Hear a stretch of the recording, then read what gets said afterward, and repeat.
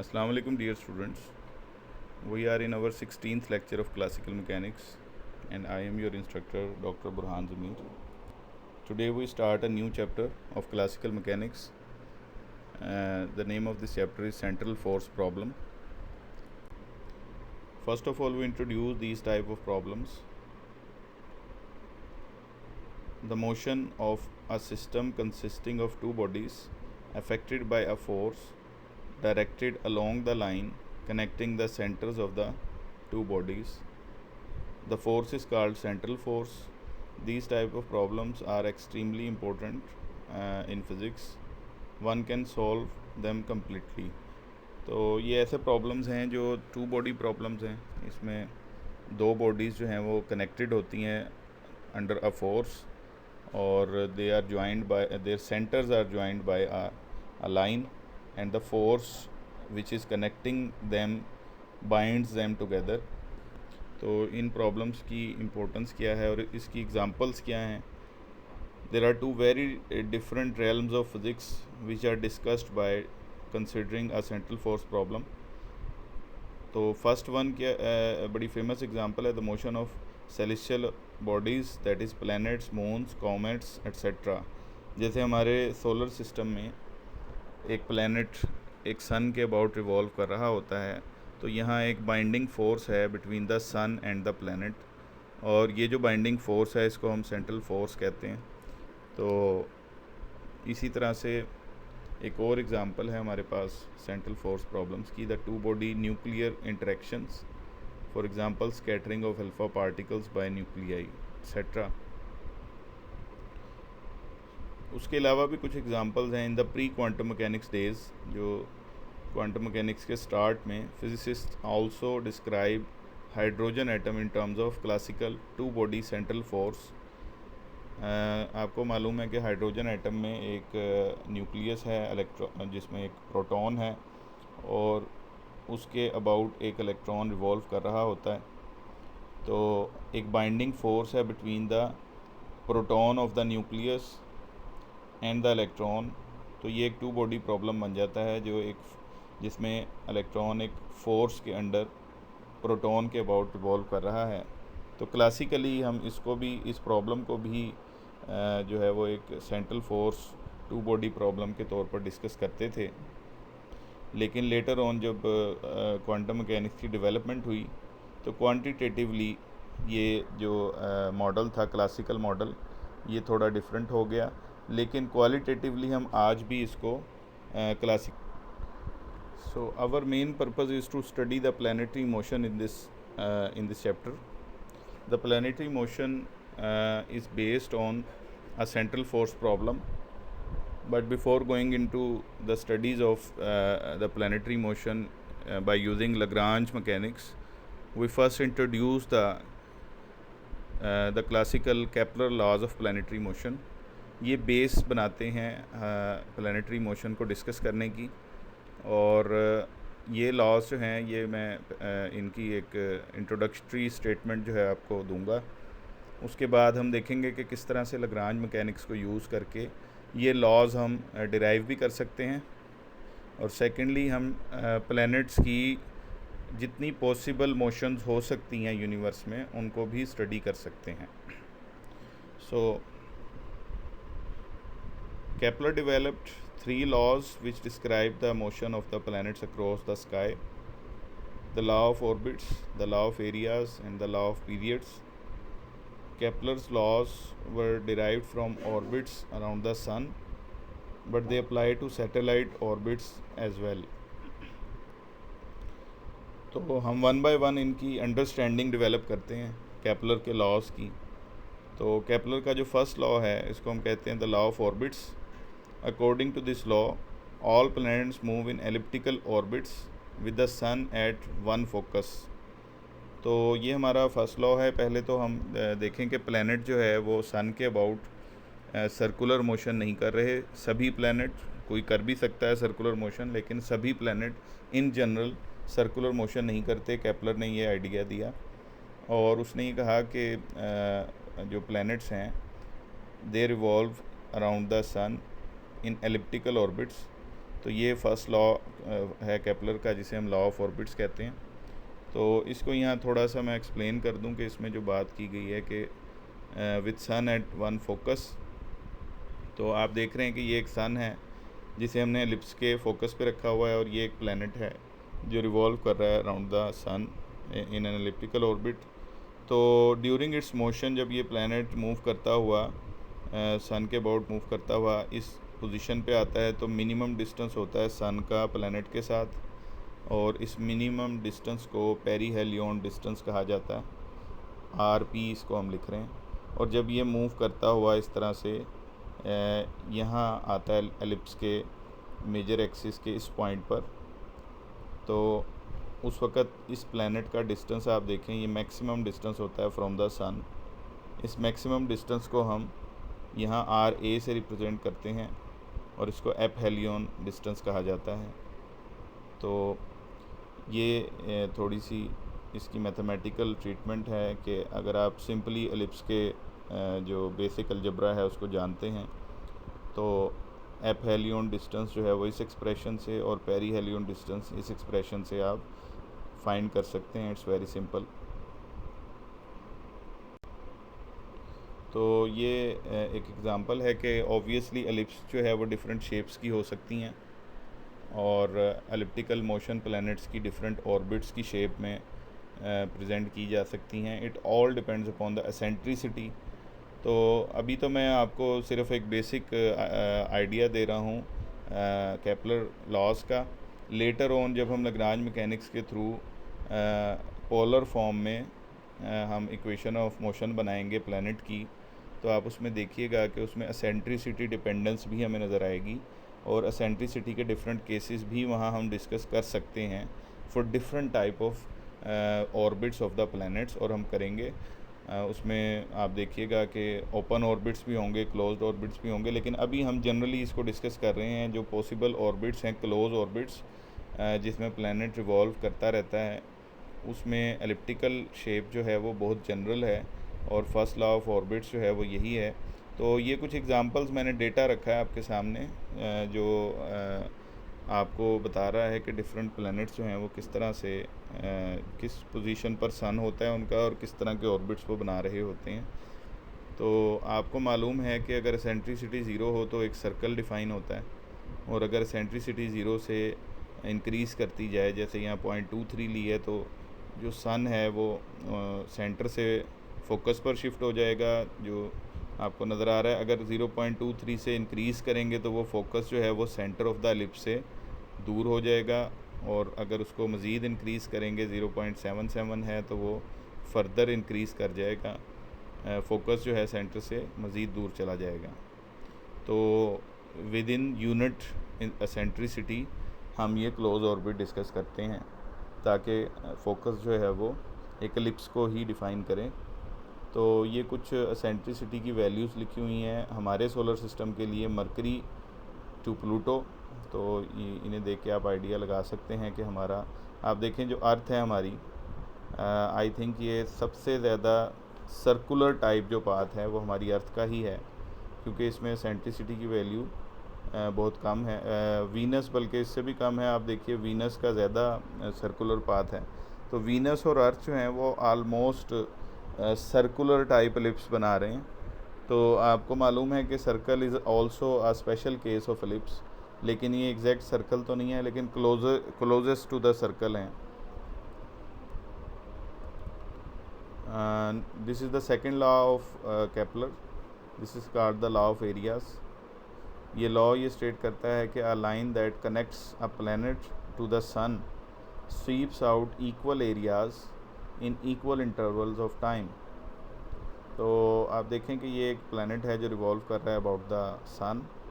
तो during it's revolution अगर मैं ए पॉइंट से बी पॉइंट तक इसकी मोशन को देखता हूँ, तो प्लैनेट का जो सन से डिस्टेंस है, जो लाइन ज्वाइन कर रही है वो ये है, ये डिस्टेंस लाइन आप इसको ले लें, जो कि वेरी करती रहती है मोशन में। जब दूर होता है तो ये लाइन छोटी ये बड़ी हो जाती है, और जब करीब होगा तो ये लाइन शॉर्ट हो जाएगी। तो ये लाइन जो है ना, ए पॉइंट से बी पॉइंट तक जब प्लैनेट मूव करता है तो ये लाइन एक एरिया स्वीप करती है। आप देख रहे हैं ये एरिया स्वीप हुआ हुआ नज़र आ रहा है शेड में आपको। तो फ़र्ज़ करें कि ए से बी तक जब वो मूव कर गया तो एरिया जो स्वीप हुआ वो A1 हुआ और टाइम कोई पर्टिकुलर था, लेट्स से कि टी टाइम में ये एरिया A1 स्वीप हुआ। तो अगर हम कोई और दो पॉइंट सेम टाइम में ले लें, यानी उतने ही टाइम में हम देखें कि एक प्लैनेट सी पॉइंट से स्टार्ट हुआ ये प्लैनेट और डी तक चला गया, तो अगर टाइम सेम था तो फिर ये एरिया A2 जो आएगा ये A1 के इक्वल होगा अकॉर्डिंग टू दिस लॉ। इसी तरह से अगर आप ये पोजीशन E to F ले रहे हैं, यानी एक प्लैनेट E से F तक उतने ही टाइम में मूव कर गया जितने टाइम में A से B या C से D मूव कर गया था, तो अगर टाइम कांस्टेंट रखें वही उतने ही टाइम में ये मोशन देख रहे हैं अब आप, जबकि प्लैनेट काफ़ी दूर है सन से, तब भी ये एरिया A3 जो है ये वही आएगा जो एरिया A1 और A2 था, क्योंकि टाइम कांस्टेंट रहा। तो इन जनरल हम लॉ ऑफ एरियाज़ को तीन तरह से स्टेट कर सकते हैं। एक है जो मैंने स्टेटमेंट लिखी, a line that connects a planet to the sun sweeps out equal areas in equal times. एक तो हम ये कह सकते हैं। सेकंड हम ये कह सकते हैं कि the area swept per unit time for a planet remains constant.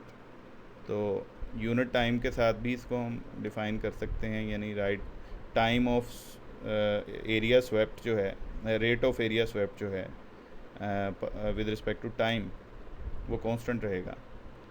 तो तीसरा जो है वो हम ये भी कह सकते हैं, ये जो time rate of area swept मैंने कहा, यानी dA ओवर dt इसको हम लिख सकते हैं। जिस तरह से वेलोसिटी होती है ना dx ओवर dt, यानी distance travel per unit time, इसी तरह से यहाँ डिस्टेंस ट्रैवल तो नहीं हम ले रहे, हम area swept per unit time ले रहे हैं, तो इसको हम एरियल वेलोसिटी कहते हैं, यानी एरिया की वेलोसिटी, एरिया स्वीप करने की वेलोसिटी। तो एरियल वेलोसिटी रिमेन्स कांस्टेंट, हम ये भी कह सकते हैं कि यूनिट टाइम में जो एरिया स्वेप्ट हुआ वो कांस्टेंट रहेगा या एरियल वेलोसिटी कांस्टेंट रहेगी। तो ये तीन तरह से इसकी स्टेटमेंट बनती है कि planet sweeps equal areas in equal intervals of times, the time rate of change in area swept remain constant और the aerial velocity remains constant।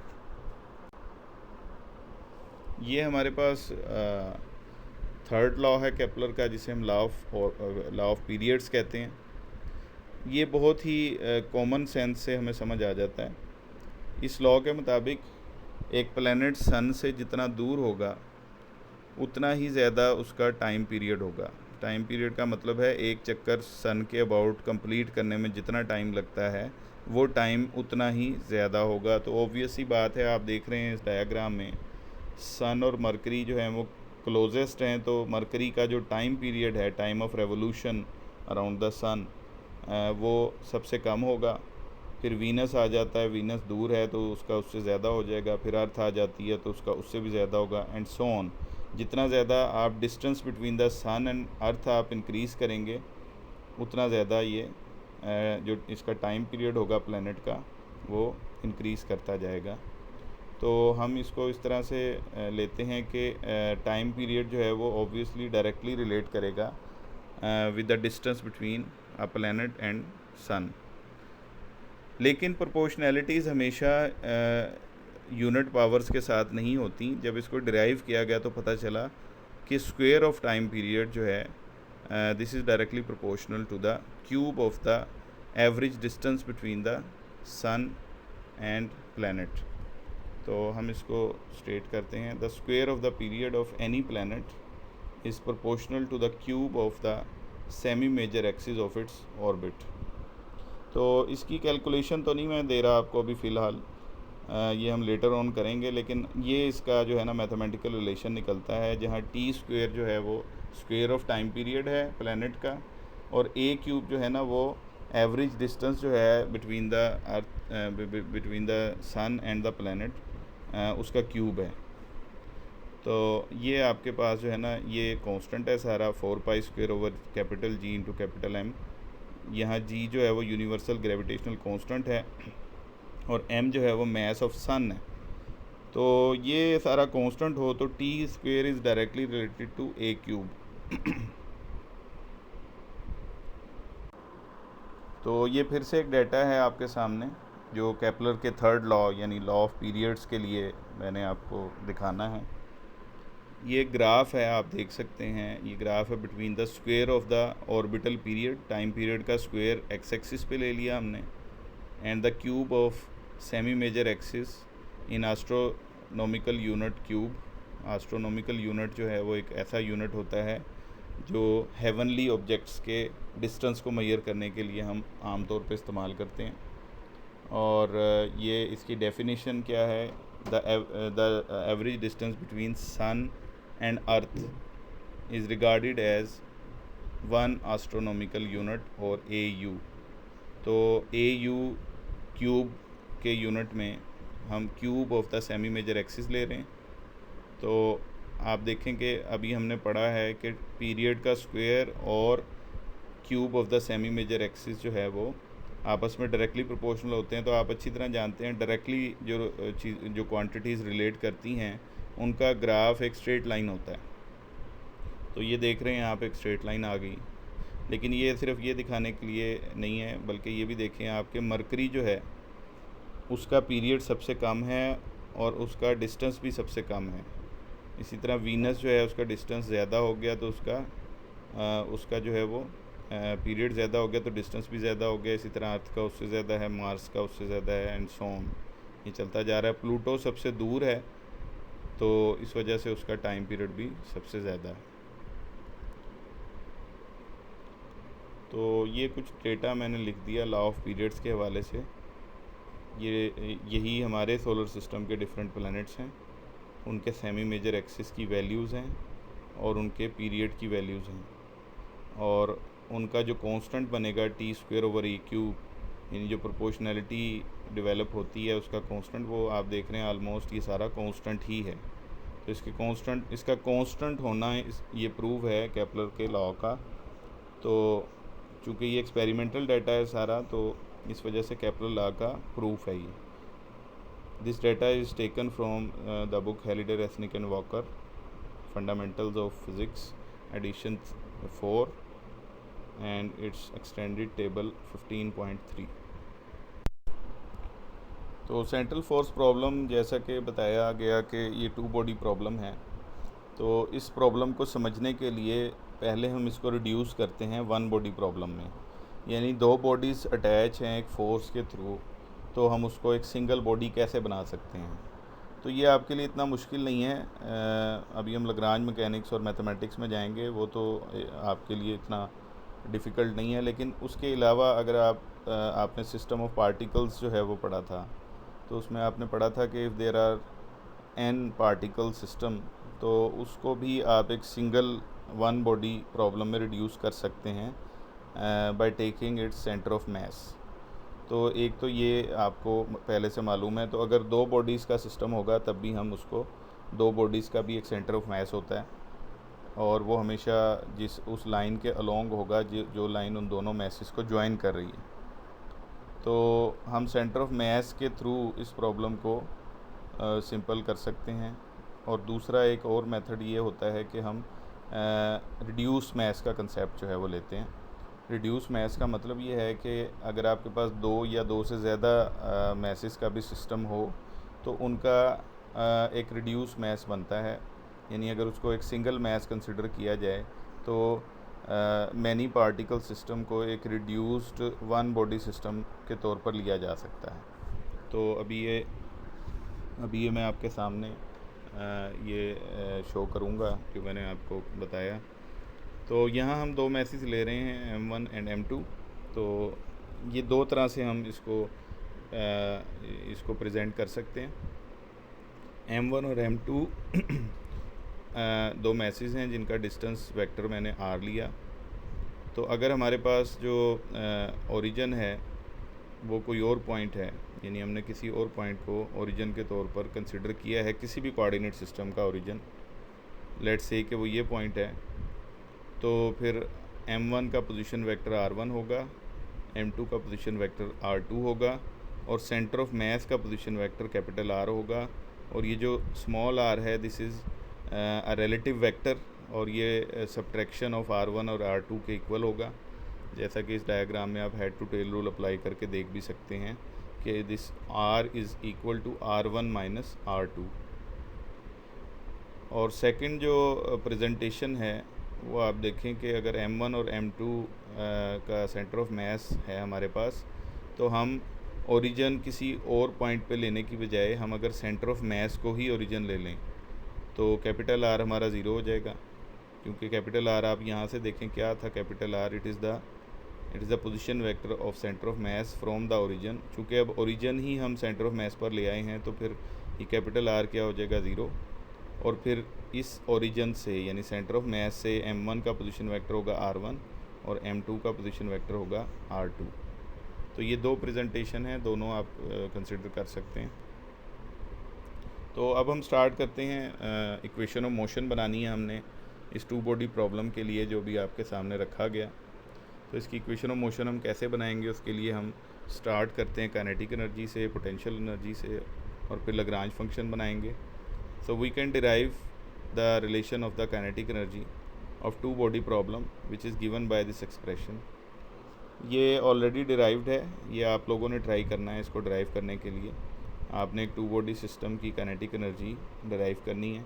यहाँ ये जो म्यू है ये एक्चुअली ये रिड्यूस मास कहलाता है, और and this is equal to M1 M2 over M1 plus M2। तो product of the masses divided by the total mass of the system. यहाँ ये कैपिटल R जो है it represent the centre of mass position vector. तो the Lagrangian then becomes, तो इस system का Lagrange function हमारे पास कुछ यूँ आ जाएगा। ये आपकी काइनेटिक एनर्जी होगी और ये माइनस ये पोटेंशियल एनर्जी होगी which is a function of position obviously. तो अब इस लैग्रांज फंक्शन से अगर हम इसमें देखें तो एक R है कैपिटल R वेरिएबल, और एक स्मॉल r, और एक फिर ये जो है ये फिर स्मॉल r है। तो पहले R इक्वेशन निकालते हैं हम, कैपिटल R इक्वेशन, और फिर स्मॉल r इक्वेशन की तरफ जाएंगे। तो the Lagrange equation for capital R, consider the Lagrange equation of motion in this form. तो अगर इसमें हम लैग्रांजियन को पुट कर दें तो कैपिटल R डेरिवेटिव ज़ीरो हो जाएगा, ये डेरिवेटिव इसका ज़ीरो होगा। तो इसके ज़ीरो होने से ये टर्म बचेगी। तो R डॉट डेरिवेटिव लें तो MR डॉट आएगा, और उसका डी ओवर dt लेंगे तो MR double dot is equal to zero आ गया। अगर MR डबल डॉट ज़ीरो है तो MR डॉट यानी फर्स्ट इंटेग्रल इसका कांस्टेंट होगा। तो अब देखते हैं MR डॉट क्या चीज़, MR डॉट क्या है। R डॉट अगर हम लें तो वो हमने सिस्टम ऑफ पार्टिकल्स में ये चीज़ प्रूव की हुई है कि the position vector of the centre of मास जो है वो इस तरह से लिखा जाता है। तो उसका डॉट होगा तो वेरिएबल्स का डॉट हो जाएगा इसमें। तो ये आ गया हमारे पास। तो ये नीचे M1 plus M2 capital M से कैंसिल हो जाएगा क्योंकि टोटल मास है।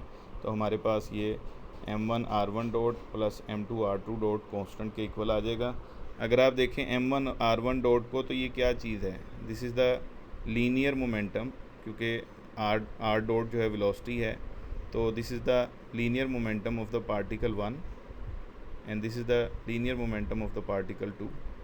So the sum of the linear momenta of the two particles making the system of particles is constant, or the total momentum of the whole system remains constant, which is the conservation of linear momentum in the case of two body central force problem। अब हम small r equation की तरफ चलते हैं। हम Lagrange equation बनाते हैं for small r। तो small r is the position of the one object two with respect to the other. तो ये इक्वेशन ऑफ मोशन आ गई हमारे पास। इसमें आर आई हमने क्यों लिया, क्योंकि हमारे पास दो पोजीशन वेक्टर बन रहे हैं, दो बॉडीज़ हैं, सिस्टम ऑफ पार्टिकल्स है, दो पार्टिकल्स हैं। तो आई इज़ फ्रॉम 1 to 2, तो आई की वैल्यू 1 and 2 होगी। तो ये लैग्रांज इक्वेशन है। इसमें हम अपना ये लैग्रांज फंक्शन जब पुट करेंगे तो आप देख सकते हैं कि आर डिपेंडेंट सिर्फ ये टर्म है और ये टर्म है। फर्स्ट टर्म स्मॉल आर पर डिपेंड नहीं कर रही, इसलिए ज़ीरो हो जाएगी। इसके हर तरह के डेरिवेटिव ज़ीरो हो जाएंगे। तो इसका मतलब है ये टर्म लैग्रांज फंक्शन में एक्स्ट्रा है, इसको हम अलहदा भी कर सकते हैं। और उसकी रीज़न भी है। आप देखें, आप या तो टू बॉडी का रिड्यूस एक प्रॉब्लम डिस्कस कर लें, या उन टू बॉडी की बजाय उनका centre of mass as a single particle के तौर पर ले लें। तो ये लाग्रांज फंक्शन बेसिकली उस सिंगल पार्टिकल की कंट्रीब्यूशन है इन द काइनेटिक एनर्जी। तो हम इसको इस लाग्रांज फंक्शन को इस टर्म के बगैर भी लिख सकते हैं। तो अब हम अगर ये लाग्रांजियन जो है वो इस इक्वेशन में पुट करते हैं तो ये हमारे पास आ जाता है। This is our Lagrange equation of motion for this case. R equation हमारे पास आ गई। तो the centre of mass motion is decoupled from R motion. ये जो मैंने भी आपको बात बताई थी कि सेंटर ऑफ मास जो है आप देख रहे हैं कि इस मोशन में शामिल ही नहीं हुआ। तो इसका मतलब ये हुआ कि सेंटर ऑफ मास को डिस्कस करना एक अलहदा आप डिस्कस कर सकते हैं, और विदाउट सेंटर ऑफ मास अगर आपने टू बॉडी प्रॉब्लम डिस्कस करना है तो वो आप अलग से कर सकते हैं। तो the R motion is described by the Lagrangian. तो हमने इसमें सेंटर ऑफ मास वाली टर्म को यहाँ से रिड्यूस कर दिया। तो ये हमारे पास लाग्रांज फंक्शन है। The motion of r, which is a function of time, is the same as that of a point particle of mass mu। तो इसको थोड़ा सा मैं आपको क्लियर कर दूं कि जो हमारा प्लैनेट मूव कर रहा है, सन और प्लैनेट के दरमियान जो डिस्टेंस स्मॉल आर है वो हर वक्त चेंज हो रहा है। जैसे मैंने आपको लॉ ऑफ ऑर्बिट्स में भी बताया कि the distance between the sun and planet is always changing. तो उसका मिनिमम और मैक्सिमम जो है वो एपहेलियन और पेरीहेलियन बन जाता है। उसके अलावा भी वो हर वक्त वेरी कर रहा है। It's a function of time, it is always changing. तो इस वजह से हम कहते हैं कि मोशन जो है वो ऐसे भी कंसिडर की जा सकती है जैसे एक सिंगल पार्टिकल है जिसका पोजीशन वेक्टर आर है जो टाइम के साथ चेंज हो रहा है, और उस पॉइंट एक सिंगल पार्टिकल जो पॉइंट पार्टिकल है हमारा उसका मैस m नहीं है बल्कि म्यू है, which is given by m1 m2 over m1 plus m2। तो अगर आप एक सिंगल पार्टिकल की सर्कुलर मोशन भी ले लें तब भी आपके पास इसी तरह का एक्सप्रेशन आएगा लाग्रांज फंक्शन का। फ़र्क ये होगा कि यहाँ हाफ mv² होगा, यानी म्यू की जगह m होगा तो हाफ mv² होगा और माइनस पोटेंशियल एनर्जी होगी। तो हाफ mv² तो एक सिंगल पार्टिकल के लिए होता है और पोटेंशियल एनर्जी भी एक सिंगल पार्टिकल की होगी वहाँ। लेकिन चूँकि हमारे पास यहाँ दो पार्टिकल थे तो ये हाफ mv² नहीं आया बल्कि m की जगह म्यू आ गया, which is the reduce mass of the two particles. तो इसलिए हम इस लाग्रांज फंक्शन को कहते हैं कि ये लाग्रांज फंक्शन एक टू बॉडी प्रॉब्लम का वन बॉडी प्रॉब्लम में रिडक्शन के बाद जो लाग्रांज फंक्शन बनता है ये वो है।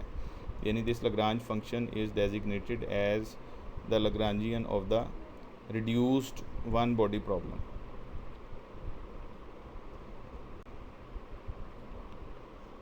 अब हम थीटा इक्वेशन की तरफ चलते हैं। आप लोग सोच रहे होंगे कि इसमें जो हमने अभी तक मैथमेटिक्स किया लाग्रांज फंक्शन में थीटा तो अपीयर ही नहीं हुआ। तो थीटा अपीयर क्यों नहीं हुआ, उसकी रीज़न ये थी कि हमने मोशन को पोलर सिस्टम में लिया ही नहीं था। तो अगर हम पोलर सिस्टम में लें ताकि हम ये भी देख सकें कि थीटा डिपेंडेंट इक्वेशन क्या है और एंगुलर पैरामीटर्स क्या हैं, क्या एंगुलर मोमेंटम कंजर्व रहता है नहीं रहता, या उसका एक्सप्रेशन क्या है एंगुलर मोमेंटम का, ये चीज़ें अगर हम देखना चाहते हैं, यानी हम उसकी जो टू बॉडी प्रॉब्लम की एंगुलर प्रॉपर्टीज़ को स्टडी करना चाहते हैं तो फिर हमें थीटा इक्वेशन भी लेनी पड़ेगी। यानी इस प्रॉब्लम को हमें स्फेरिकल पोलर कोऑर्डिनेट सिस्टम में लेना होगा। तो आए हम इसको two dimensional polar coordinate system में कंसिडर कर लेते हैं। ये एक डायग्राम है आपके सामने, मैं दिखा रहा हूँ आपको। ये जो पॉइंट है ये ओरिजिन है, कोई भी ओरिजिन, और ये पोजीशन वेक्टर है, किसी भी पार्टिकल की पोजीशन शो कर रहा है along any type of curve. ये कर्व है, ये जो कर्व मैंने ली है this curve is R is a function of T. ये कर्व हमारे पास उसका फंक्शन है जो कर्व को डिफाइन कर रहा है। तो उसके किसी भी पॉइंट का जो पोजीशन वेक्टर आर है जो चेंजिंग है, वेरिएबल है हमारा जो चेंज हो सकता है, वो थीटा एंगल के साथ चेंज होगा। यानी जैसे जैसे आर चेंज होगा थीटा चेंज होगा। तो ये आर थीटा सिस्टम बन गया हमारा। तो हम स्टार्ट लेते हैं कि V is a function of R depends on R. Obviously potential energy हमेशा पोजीशन पर ही डिपेंड करती है एंड इज स्फेरिकली सिमेट्रिक। तो चूँकि हमारी जो मोशन है वो एक ऐसी ज्योमेट्री में है जो स्फेरिकली सिमेट्रिक है, तो the Lagrange has rotational symmetry, और रोटेशनल सिमेट्री हो तो फिर हम कहते हैं angular momentum is always conserved, जैसे हमने कंजर्वेशन थ्योरम्स में डिस्कस भी किया था। तो L is equal to R cross P is the angular momentum and it always remain conserve. और यहाँ पर जो P है वो लीनियर मोमेंटम है। रिड्यूस वन बॉडी प्रॉब्लम का लीनियर मोमेंटम वैसे होता है mv, लेकिन यहाँ होगा म्यू वी, क्योंकि म्यू जो है ना वो रिड्यूस मैस आ गया दो पार्टिकल्स का। तो यहाँ मैं आपको कुछ समझाना चाह रहा हूँ कि जो हमारा r है उसका कोई कंपोनेंट एंगुलर मोमेंटम की डायरेक्शन में नहीं हो सकता। उसको समझने के लिए मैंने मैथमेटिक्स किया, L डॉट R लिया। आपको पता है कि अगर दो वेक्टर्स में डॉट प्रोडक्ट ज़ीरो हो जाए तो उनके जो कंपोनेंट हैं वो एक दूसरे की डायरेक्शन में नहीं आते। तो L जो है वो R क्रॉस P है। तो R क्रॉस P जो है उसका अगर मैं डॉट R के साथ लूँगा तो वो ज़ीरो हो जाएगा ऑब्वियसली। तो ये क्यों ज़ीरो होगा, उसकी रीज़न आपके पास है कि ये जो R क्रॉस P है इसकी डायरेक्शन होगी perpendicular to the plane containing R and P। तो इस प्लेन में R भी है और P मोमेंटम की डायरेक्शन आप इस कर्व के किसी पॉइंट पे टेंजेंट से हासिल कर सकते हैं, क्योंकि मोमेंटम हमेशा वेलोसिटी की डायरेक्शन में होता है और velocity vector is always tangent to this curve. तो मोमेंटम P और R ये दोनों जो हैं ये इन दोनों को आप देख लें कि ये दोनों आपके पास जो है वो इनका क्रॉस प्रोडक्ट जो है वो क्या होगा, वो परपेंडिकुलर टू द प्लेन होगा। तो अगर L perpendicular to the plane आ गया, यानी R cross P is perpendicular to the plane आ गया, तो उसका अगर हम डॉट लें किसी भी नॉर्मल के साथ तो L का नॉर्मल ये R वेक्टर इस पर परपेंडिकुलर है तो वो ज़ीरो हो जाएगा। तो इस तरह से हमने देखा कि L डॉट R जो है वो ज़ीरो है, जिसका मतलब ये होगा that trajectory R of as a function of T has no component in the direction of angular momentum because both are perpendicular, that is RT lies in the plane perpendicular to L. Now we can parameterize the trajectory R is a function of T in terms of polar coordinates R and theta in the plane of motion. तो हम plane of motion में, यानी अब हमारे पास, मैं सिर्फ ये बताना चाह रहा था यहाँ कि हमारे पास जो मोशन है वो एक प्लेन के अंदर सस्टेन है, और वो प्लेन जो है उसमें हम इसको आर थीटा सिस्टम में कैसे लिखेंगे अब हम देखते हैं। तो ये हमारा लाग्रांज फंक्शन है। तो इस लाग्रांज फंक्शन में अगर मैं आर डॉट की value plane polar coordinate system से लेकर आऊँ तो कैसे लाऊंगा उसको मैं बता देता हूँ आपको। इन पोलर कोऑर्डिनेट्स आपको पता है जो आर होता है वो R E R plus R theta E theta होता है। तो ये कहाँ से आया एक्सप्रेशन हमारे पास, आपने मैथमेटिकल मेथड्स के कोर्स में कर्वी लीनियर कोऑर्डिनेट सिस्टम पढ़े थे और उसके 3 केसेस आपने पढ़े, जिसमें एक केस था स्फेरिकल पोलर कोऑर्डिनेट सिस्टम। तो वो 3D spherical polar coordinate system था, उसमें जो पोजीशन वेक्टर लिखने का तरीका आपने सीखा था वो 3D में था R is equal to R E R plus R theta E theta, और प्लस ई फाई वाली टर्म थी वो हम नहीं ले रहे क्योंकि हमारा 2D प्रॉब्लम है, ई फाई वाली टर्म हमने नहीं ली। तो ये हमने 2D में पोजीशन वेक्टर लिया और फिर उसका डॉट भी ले लिया। जब डॉट लेंगे तो ऑब्वियसली डॉट आर पर आ जाएगा और थीटा पर आ जाएगा। तो ये हमारे पास ये आर डॉट की वो वैल्यू है जो आप किसी भी पोलर कोऑर्डिनेट सिस्टम में लेते हैं। तो ये आर डॉट की वैल्यू हम यहाँ सब्स्टिट्यूट करते हैं लाग्रांज फंक्शन में। तो ये आर डॉट स्क्वायर जो है इसकी वैल्यू ये बन जाएगी R dot square plus R square theta dot square. तो आर डॉट स्क्वायर लेने के लिए ये आर डॉट वेक्टर को आर डॉट वेक्टर के साथ ही इसका इनर प्रोडक्ट ले लें, डॉट प्रोडक्ट ले लें, तो आपको ये वैल्यू मिल जाएगी। तो अब आपके पास जो लाग्रांज फंक्शन आ गया है वो आर थीटा सिस्टम में है, यानी आप थीटा इक्वेशन यहाँ से बना सकते हैं। तो आइए अब हम थीटा इक्वेशन बनाते हैं। लाग्रांज इक्वेशन बनाने से पहले ही हमें ये पता चल रहा है कि ये जो लाग्रांज फंक्शन है it is independent of theta but it depends upon theta dot.